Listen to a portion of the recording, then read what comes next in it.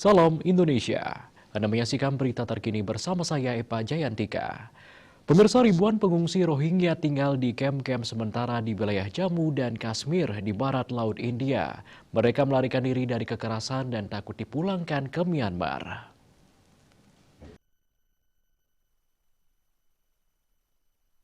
Lebih dari 5.000 pengungsi Rohingya yang melarikan diri dari kekerasan di Myanmar kini menyebut kamp pengungsi darurat di India itu sebagai rumah mereka. Muhammad Arif, seorang pengungsi Rohingya, mengatakan ia dan pengungsi lainnya menonton berita bahwa sebagian orang mengatakan pengungsi akan diusir dari kamp. Namun tidak ada pihak yang datang ke sini untuk meminta pengungsi meninggalkan kamp tersebut.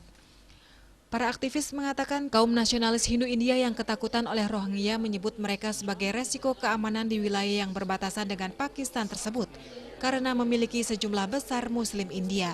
Penahanan sekitar 220 pengungsi Rohingya di Jammu, kota di India Utara, disusul dengan pernyataan polisi bahwa mereka akan dideportasi ke Myanmar, telah memicu kepanikan di kalangan komunitas Rohingya yang lari menghindari kekerasan genosida di Myanmar dan berlindung di India. Polisi telah memberitahu para pengungsi Rohingya yang tinggal di kawasan kumuh di Jammu bahwa lebih banyak lagi orang Rohingya yang akan ditangkap dan dideportasi. Para pengungsi mendesak pemerintah India agar tidak memulangkan mereka ke Myanmar, hidup mereka akan terancam bahaya. They destroyed our children.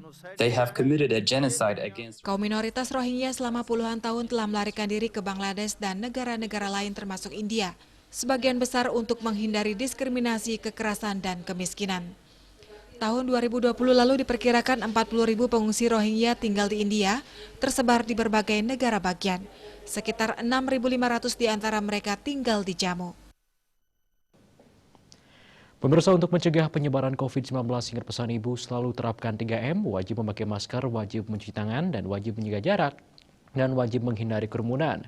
Dengan penerapan perilaku 3M, Indonesia segera terbebas virus corona menuju Indonesia maju. Dan tetaplah bersama Bali TV, salam Indonesia.